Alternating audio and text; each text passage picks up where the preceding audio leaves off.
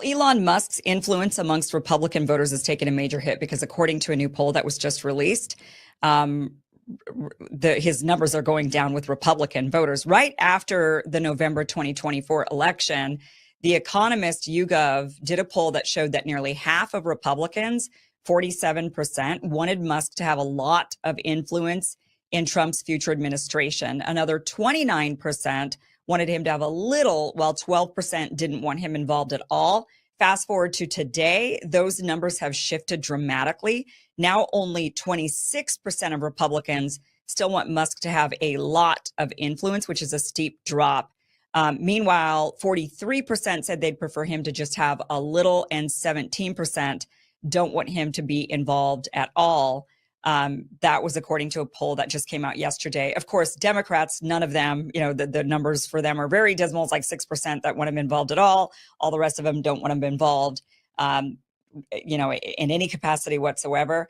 This is very different than what we're seeing on social media, right? And what we're seeing in the news. We're seeing that, Musk and Doge are doing all of these really amazing things, and they're going in and they're ridding the government of a bunch of waste, fraud, and abuse. And I think in a lot of cases they are, but people are becoming pretty skeptical with some other things that perhaps Musk is getting into. There's the conflict of interest issues that people are a little bit concerned about. But there's other things, if you're not concerned, maybe you should be, because, we all know that Musk has been talking about free speech, and he definitely with X has made free speech more of a thing, and a lot more people are on the platform than before. But behind the scenes, he's been helping build the most powerful surveillance state in human history. Derrick Broze has been exposing all of this. In his latest reporting, he reveals how Musk's SpaceX is directly working with U.S. intelligence agencies to create Starshield, a massive spy satellite network run by the National Reconnaissance Office, also known as NRO. And the head of the NRO, Christopher Scalise, openly admitted the purpose of this system, saying, "Now you can't hide because you're constantly being looked at." Okay, so Musk, the guy who was supposed to be fighting for your rights, is actually helping the government make sure you can never hide from them again. And it doesn't stop there. Broze also uncovered the Stargate project, a collaboration between Trump's team and Larry Ellison, Sam Altman, and other big tech oligarchs, many of them tied to Bilderberg and global surveillance initiatives. These aren't just Silicon Valley entrepreneurs. They're the ones engineering the future of AI-driven social control. So here's the real question. Has Trump's movement been hijacked? Have the same technocrats who pushed censorship, vaccine mandates, and surveillance now embedded themselves inside the MAGA movement?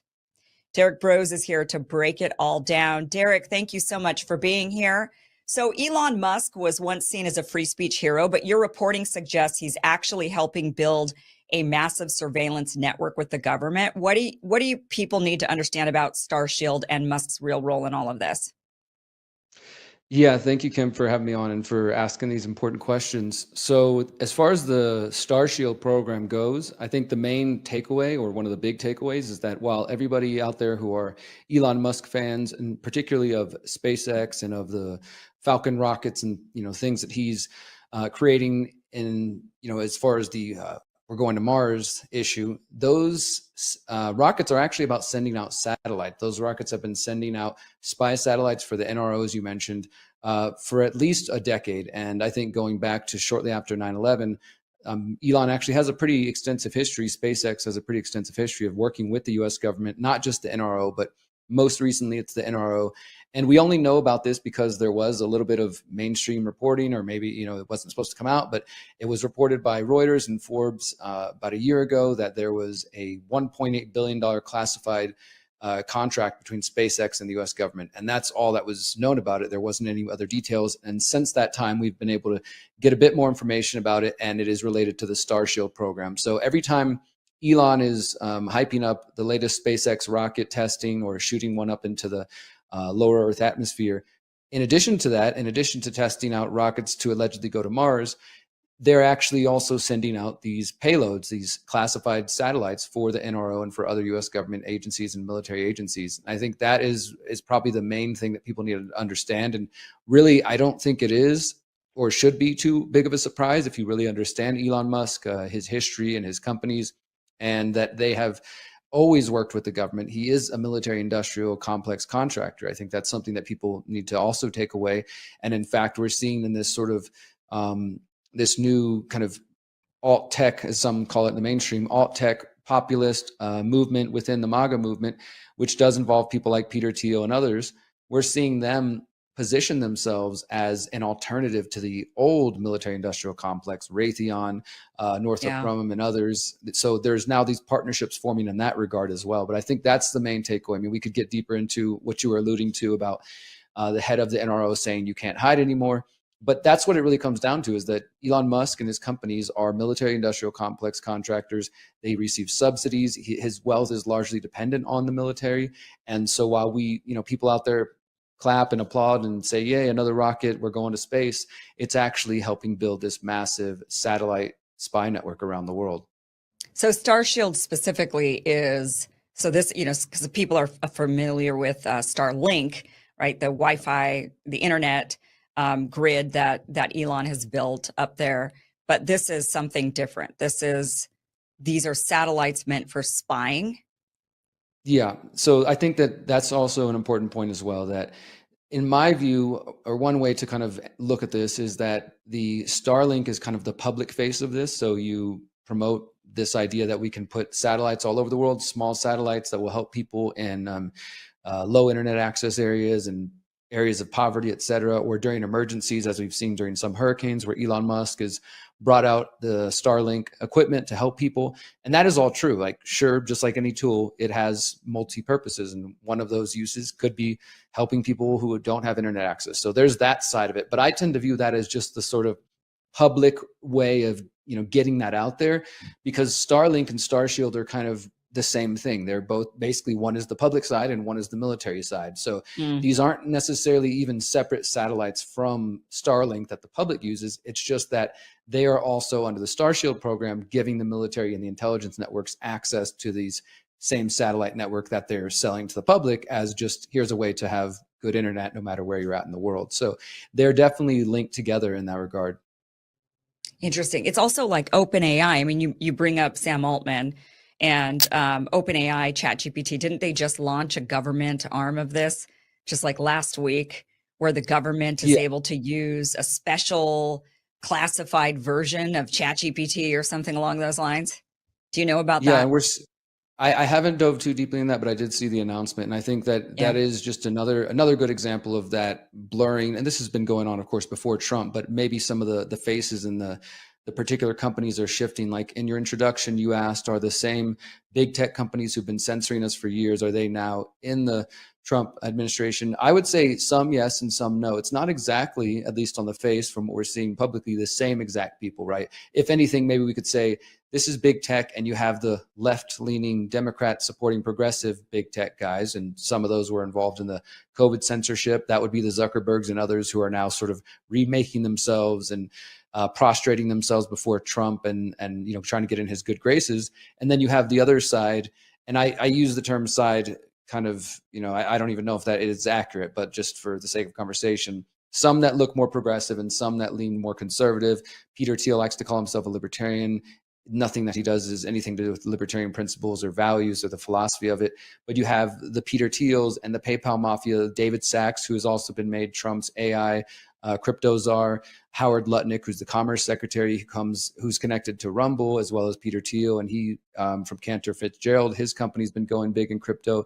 A lot of that faction are absolutely within and infiltrating the Trump administration. And I think the other important distinction is that, and this is something I was kind of trying to raise the alarm about before the election, is that Peter Thiel, of course, is a steering committee member of the Bilderberg Group. And for those who are concerned about organizations like the World Economic Forum, if you're not aware of the Bilderberg Group, I believe they probably, if there is such a hierarchy, are a bit higher up on the pyramid and at the very least more private than this public-facing organization, the World Economic Forum, which has taken a lot of heat the last few years. But Peter Thiel, who supported Donald Trump in 2016 and who helped Donald Trump's vice president win his senator race in Ohio, is also connected to numerous other people in the Trump administration. And he is a steering committee member of the Bilderberg Group. We could also mention Jim O'Neill, which Whitney Webb just wrote a new article about his connections to Peter Thiel. And so those folks are all up in the Trump administration. But make no mistake, on the other side, during the Harris-Biden campaign, you had people like Eric Schmidt, the former CEO of Google, who's also a steering committee member of the Bilderberg Group, who was supporting that faction. So I don't necessarily think like this was going to end up differently. Maybe the names, maybe the companies slightly would be different, but ultimately it seems like technocracy is the end goal because you have this large, I would say at the very least, the Bilderberg is a representation of the ruling class, whoever, you know, you want to point the finger at when it comes to that. And both Peter Thiel and Eric Schmidt, as well as Alex Karp, who is supporting Harris and who is a co-founder of Palantir with Peter Thiel. I mean, the web is pretty deep, but if you just start looking for connections within Trump's administration to Peter Thiel, to Oracle, Larry Ellison, Sam Altman was also an attendee of the Bilderberg Group last year. They're launching the WorldCoin project. You know, I mean, there's so much aspects of, I think, technocracy that perhaps people are ignoring because there's talk of the JFK files being released, because Ross Ulbricht was freed, because there's some good stuff, like you mentioned, US aid and waste there. Sure, real waste might be cut, and that's a positive thing. But I think ultimately the technocratic philosophy and ideology is that politics is not good enough to manage society. Voters are too dumb. We're not intelligent enough to know, how to organize ourselves, and that businessmen aren't smart enough either. So that's where this whole technocratic idea comes in. You get rid of the sort of capitalist class, get rid of the political class, get rid of the idea of democracy, and instead you have the machines, is what they originally called it in the 1930s, or AI, helping manage things with a technocratic king at the top. And what they called for in the 1930s, they called for the North American Technate. It's worth noting that it included Canada, Mexico, the Panama Canal, and Greenland. So I think we're very much headed in that direction. Do you think somebody's whispering in Trump's ear all of these ideas? I mean, or do you think he's just naturally coming up with them and it just so happens that these are the things that were talked about previously? I definitely think somebody is whispering in Trump's ear. I mean, I'm of the belief that that nobody makes it into the White House without, having been allowed there to some degree. That doesn't mean that every single vote is fake, or that nothing we see is real in the screens, or that there aren't real conflicts within political factions. I don't mean to say that and oversimplify things, but I don't think Donald Trump would have been put in this position if he hadn't already been shown to be loyal to the Zionists, to the technocrats, to the billionaire class. And, we could look at his funding. I already mentioned the Peter Thiel and that whole technocratic class there, but you can look at the Zionist class behind him as well. Miriam Adelson is a name that many people know, but there are others. And I just don't think that anybody who's allowed into that position or to rise to that level is going to be placed in there if they are truly a threat to the system. That doesn't mean that we might not receive some scraps from the table and, some, my kind of working theory has been that Trump would come in fast and there would be some wins and some things that people could celebrate. I would say easy wins, things that don't really cost him much political capital, but in the long term, the bigger picture of technocracy would advance. I mean, I think we're seeing that in the first couple of weeks. Like, okay, there was a alleged TikTok was down for 14 hours and then Trump saved it, and then ceasefire, maybe. And then Ross was freed. Okay, that's a positive thing. Okay, JFK, RFK, these sorts of things. But then Stargate and talking about mRNA AI vaccines and the infiltration of his cabinet with Peter Thiel acolytes and the PayPal mafia and the Zionists. Like, I think that is really where my focus is. And that's what I'm just trying to get more and more people to pay attention to. And if that means I'm black-pilled, then I guess so be it. Well, I mean, I think that what I've always said is that, they spend millions. And I mean, the think tanks, those that have power or want power, they spend literally millions upon millions of dollars to try to figure out how to get people who believe one certain thing towards their end goal, and to get people that then champion their end goal. I mean, look at the MAGA movement, what's gone on right now, and it's just shocking to see. MAGA has always been make America great again. It's been an internal focused movement. We need to focus on America, focus on the American people. And now you've got Trump saying things like, we're going to take Greenland. We're going to make Canada a 51st state. Now we're going to take over Gaza and rebuild it and make it the, Riviera of the Middle East. What about the Riviera of America? What about building America? And you've got MAGA people actually championing this, thinking, oh, yes, it's a great idea to drop millions, billions and billions of dollars into Gaza, or billions building Gaza, or billions of dollars into purchasing Greenland and taking on those people who, by the way, live off of quite a hefty social safety net system from Denmark. They're not going to give up their free healthcare, their free education, their free elderly care, their free child. None of. I mean, they're getting all of the Scandinavian thing. The social safety net that Scandinavia has. It's not even a safety net. It's just a social system that Scandinavia has for all of its people. It's just basics that Scandinavia provides. They have all of that. We would have to provide all of that, and nobody's even batting an eyelash over that. Like, hello. I mean, this has what's going on with America. So then we're being tossed crumbs, and that is what. And maybe they're big crumbs. Maybe they're tasty crumbs, right? They're really good, and people are like, finally, we're getting the crumb I wanted. When he bans transgender in women's sports, he signs that, and that's a win that was so easy. That everybody cheers it on and says, yeah, of course, like, men should not be competing against women in sports. The vast majority of people on both sides of the aisle agree with that. So he does these things, and that, like you said, has very little. It doesn't take. No one's against that. The Zionists aren't against that. The technocrats aren't against that. Like, it doesn't threaten the financial class, the technocrats, the Zionists. Like, it doesn't. Those classes are. They're like, yeah, feed the people crumbs. Let them eat cake. I mean, that's what's happening. And then behind the scenes, so they figured out ways to gaslight people into going along with their agenda. And I think that's agree. what.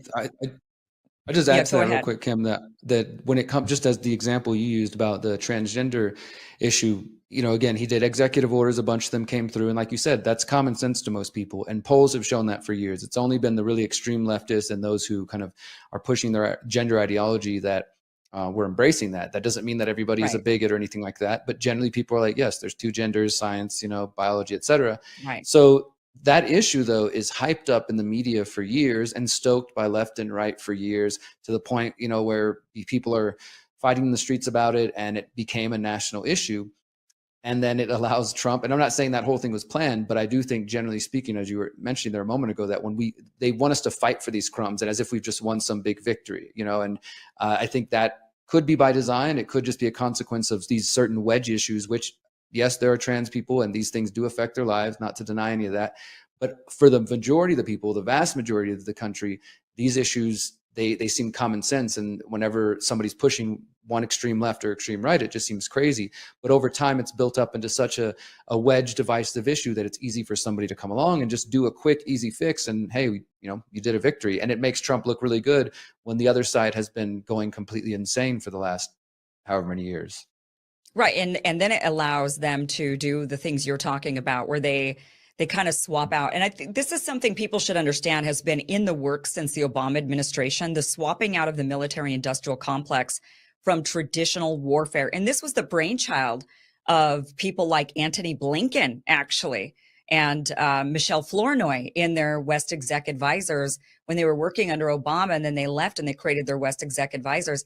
They started pushing the government, both sides, towards technology warfare rather than traditional warfare. And they started to then have contracts, their little advisory firm, shouldn't call it small, but their advisory firm started getting clients like Google, started getting the tech guys, probably Elon, all these different tech companies, bringing them into the new military industrial complex. And they've been working on this for over 10 years now with these guys, saying, you're the future of warfare, you're the future, and we're going to be dumping a lot of money into you, giving you classified access to certain things, contracts, government contracts. And now we're seeing it's been 10 years. So of course they've been able to accelerate. And yes, even though traditional military warfare is obviously still very much a thing, the traditional military industrial complex, I'm sure, made sure of that. But there's the new rise of this surveillance state, which isn't just for surveillance purposes. They use it for national security. We have to do this all under the guise of keeping you safe. We have to spy on all of you, don't you know? Because we have to keep you safe, right? We have to label all of you terrorists, don't you know? Because we have to keep you safe. And it also creates more problems for transparency, Kim. The issues of transparency are not going to get any easier, any better whenever we're dealing with allegedly private companies. And I say that, in quotations, because many of these big tech companies, which are now switching to being military industrial complex contractors, many of them received funding from NQTEL, from the CIA's venture capital firm. And so we call them private, but in reality, they wouldn't exist without the government. But still, the point is that you can't FOIA Tesla, you can't FOIA Oracle, you can't put in an open records request to OpenAI and these other allegedly private companies. So the more they outsource the military and the intelligence to these companies, then the less access that people will have to that information, whatever it may be. Not to say we would get all the truth if we put in an open records request, but still the little bit of truth that we are able to get every now and then will become even more difficult whenever all of these big tech AI so-called private firms become the new military industrial complex. I was watching an interview yesterday, and it was with an Israeli contractor who, and this is, I think, also one of the reasons why we keep hearing over and over, Israel's our greatest ally. Israel's our, it's like, how exactly? I don't understand. When have they ever provided us a single troop for anything? When have they're not our largest trading partner. I mean, they really haven't been what you would consider the greatest ally for any reason, except that they are on the cutting edge of AI warfare. And that is something I learned in an interview I was watching. I don't remember what it was, but they're on the cutting edge, and they've done things with AI in regards to warfare that American firms have not been able to do. And so I think part of that, the greatest ally, is that we get them to contract with us for certain military, certain aspects. They won't give us, they haven't been giving us technology. They never do. They keep it for themselves, but they'll let their firms, kind of like the Chinese. They're actually out. Yeah, they're very, very similar to the Chinese in that way, highly protective. They won't give it to us at all. They'll just say, no, we're not giving it to you, but we'll contract it and we'll run it. We'll be the ones in charge of it. And that's people scream about China doing that, but they don't know the Israelis have been doing that this whole time too. And why aren't we screaming about that, especially since we're the ones giving them all this money to develop all of this, and then we don't even get it, like the Iron Dome technology. Absolutely. I'll just add to the Israeli point real quick that many of these firms and many of the people behind them, including Elon Musk, are completely dedicated to the Zionist cause. They've went and kissed the wall. They've sat with Netanyahu and pledged their allegiance to the state of Israel. But also, as you mentioned, the Israeli intelligence network themselves. There have been more tech companies in the world started by graduates of the IDF, Unit 8200, Unit 81. And the Taupiat program than any other country in the world. In fact, when it comes to the spyware companies, for example, NSO, which was exposed in the last couple of years, is an Israeli firm. The majority of those spyware companies, which are infiltrating WhatsApp and all the allegedly encrypted messaging platforms, come from Israel. And if anybody, I know we've talked about it before, but Kim, if anybody wants to know more, you can check out chapter 13 or 14 of the Pyramid of Power, where we go deep into the intelligence networks. And the other aspect I think we can't forget is the old Jeffrey Epstein, blackmail angle when it comes to Israel. When they have these massive firms and massive technology that, as you said, they won't give to the US or any other country, so they can actually maybe have full use of it and examine the code and really know the full extent of how these technologies work.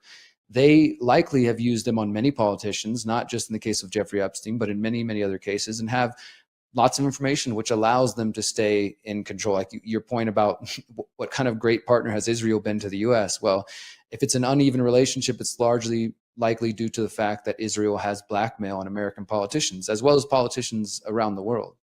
Yeah.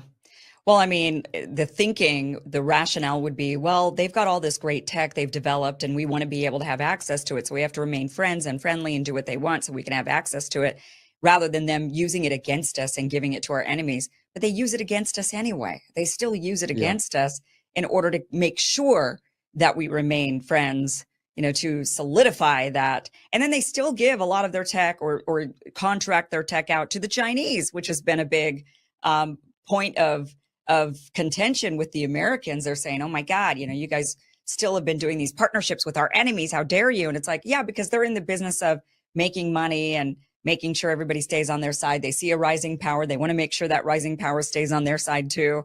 They're very smart. You got to give it. The Israelis are very, very smart. And, they are cutting edge. They do come up with amazing technology.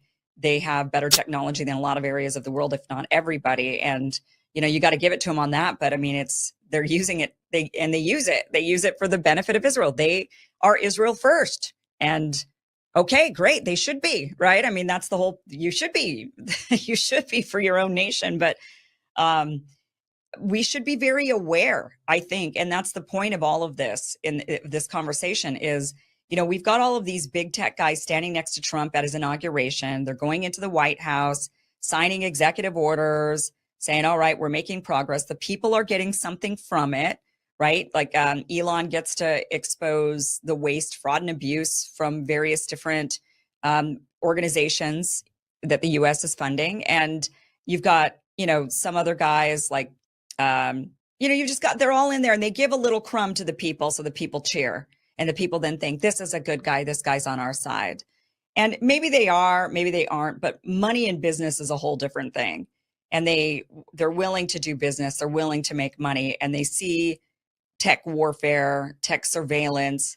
You know, maybe somebody justifies it in their mind and says, well, but it's either we do it or the Chinese do it. So I guess we'll do it. And then they just go forward with these things that are ultimately bad for the people. You know, it's just like we see, I mean, we hear these excuses all the time, which is like, look, if I didn't do the bad thing, somebody else would do the bad thing. So I might as well do the bad thing. And I think that's the excuse they make in their mind when it comes to developing all of this surveillance stuff. And then they also just think, oh, it's not going to be used against the American people. It'll be used against all our enemies. All right. Like that's ever really worked out. So Exactly, Kim. Great points there. And yeah, I mean, I guess my final thought would just be that I encourage anybody who is making mental gymnastics to try to make this stuff make sense to not be a member of a cult, and I mean that as nicely as possible, to step back and to be willing to question whether it's Donald Trump, Elon Musk, Tucker Carlson, Robert Kennedy Jr., myself, Kim, anybody, just being willing to step back and look at the information objectively and to look at these relationships, look at these connections, and not just continue to trust the plan or hope that everything's going to turn out the best. Like, I think we should really judge these people based on obviously their actions, but who they are associating with, who they're working with, and not just their tweets or the memes that they post. yeah, I think you guys do great work. I think you do great work. Whitney Webb has also been doing great work, and she's been taking a lot of flack for criticizing the Trump administration. And, you know, people that are just kind of, they, like you said, don't pick a team, just be critical of everybody all the time. Anybody and everybody, we should always remain critical. And I think that great work that you guys are doing is so important because we have to stay critical because they, you know, everybody will disappoint us. I mean, that's one thing I've learned with all politicians. I've championed a couple of them only to become very disappointed by them. So now I'm just don't champion any of them because they're all gonna just and there's things bet. Yeah, we could champion aspects and certain actions, but then we need to be able to criticize the other actions and keep them and hold them accountable. That's the job of journalists, and you're certainly doing it. Derrick Broze, author, investigative journalist, documentary filmmaker, and founder of the Conscious Resistance Network. That link is down below for you guys to check out.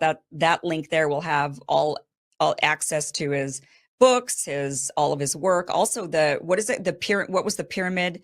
That series is the Pyramid great. of Power. Yeah. Pyramid of Power. That series is great. Everybody should really check that out. Derrick, thank you so much for being here. Thank you for having me, Kim.